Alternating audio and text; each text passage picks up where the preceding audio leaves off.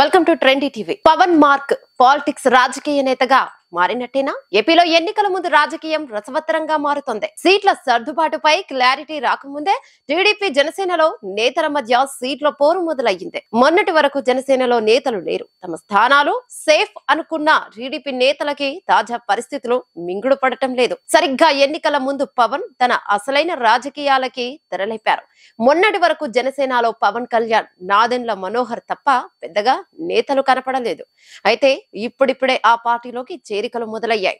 ఇటీవల కాలంలో జనసేనలోకి వలసలు గణనీయంగా పెరుగుతున్నాయి. పలువురు సిట్టింగ్ ఎమ్మెల్యేలతో పాటు ఎమ్మెల్సీలు సైతం జనసేన పార్టీలో చేరేందుకు ఆసక్తి చూపుతున్నారు. తాజాగా విశాఖకు చెందిన ఎమ్మెల్సీ వంశీకృష్ణ శ్రీనివాస్ జనసేనలో చేరారు. అలాగే ఉభయ గోదావరితో పాటు వివిధ జిల్లాల నుంచి ఎమ్మెల్యేలు చేరుతారని కూడా ప్రచారం జరుగుతోంది.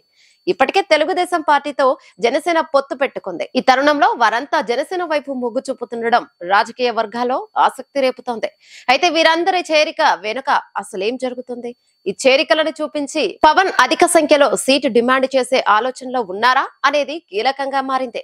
వచ్చే ఎన్నికల్లో వైసీపీ సీటు దక్కదని భావిస్తున్న వారు ముందు జాగ్రత్త చర్యలు తీసుకుంటున్నారు. టీడీపీలో స్కోప్ లేకపోవడంతో జనసేన నేతలకు టచ్ లోకి వస్తున్నారు. పార్టీలోకి వస్తామని చెప్తున్నారు. ఇటీవల వైసీపీ జిల్లా అధ్యక్ష పదవిని వదులుకొని మరీ పంచకర్ల రమేష్ బాబు జనసేన పార్టీలో చేరారు. తాజాగా విశాఖ స్థానిక సంస్థల నుంచి ఎమ్మెల్సీగా ఎన్నికైన వంశీకృష్ణ శ్రీనివాస్ జనసేనలో చేరారు. వీరికి వైసీపీలో సీటు దక్కదని తేలిపోవడంతో జనసేన వైపు అడుగులు వేస్తున్నారు. అయితే ఇలా వస్తున్న కీలక నేతలకు పవన్ ఎలా సీట్లు సర్దుబాటు చేస్తారు అన్న ప్రశ్న ఉత్పన్నమవుతోంది.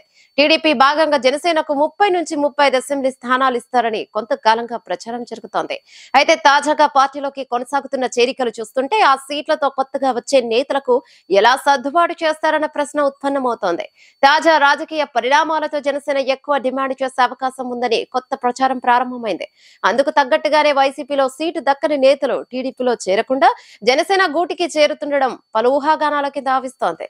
వైసీపీలో కీలకంగా ఉన్న నాయకులు పదవుల్లో ఉండగానే జనసేనలో చేరుతుండడం కూడా కొత్త ప్రాధాన్యత సంతరించుకుంది. వీరందరికీ జనసేన నుంచి టికెట్ హామీ ఉందనే టాక్ బలంగా నడుస్తుంది. అయితే కొత్తగా చేరతారని ప్రచారం సాగుతున్న నేతల సంఖ్య ఎక్కువగా ఉండడంతో జనసేన ఎక్కువ సీటు కోరుతున్నట్లు స్పష్టమవుతుంది. టీడీపీ అధినేతకు ఇప్పటికే తమకు సీటు ఇవ్వాల్సిన సీట్లకి సంబంధించిన ప్రతిపాదన పెట్టారని కూడా టాక్ వినిపిస్తోంది. అందులో భాగంగానే వైసీపీ అసంతృప్తి నేతలను చేర్చుకుంటున్నారని ఒక ప్రచారం ఉంది. అయితే వైసీపీలో సీటు దక్కని వారిని చేర్చుకొని జనసేన పొందే ప్రయోజనం ఏంటి అనేది ఆసక్తికరమే. అయితే ఈ చేరికలే తమ బలంగా చూపించి ఎక్కువ సీట్లు పొందాలని, ఒకవేళ అధికారంలోకి వస్తే ప్రభుత్వంలో కీలకంగా ఉండాలనేది పవన్ ఆలోచనగా తెలుస్తోంది. అయితే చంద్రబాబు నాయుడు ఆ స్థాయిలో జనసేనకి సీట్లు ఇస్తారా అనేది కీలకమే.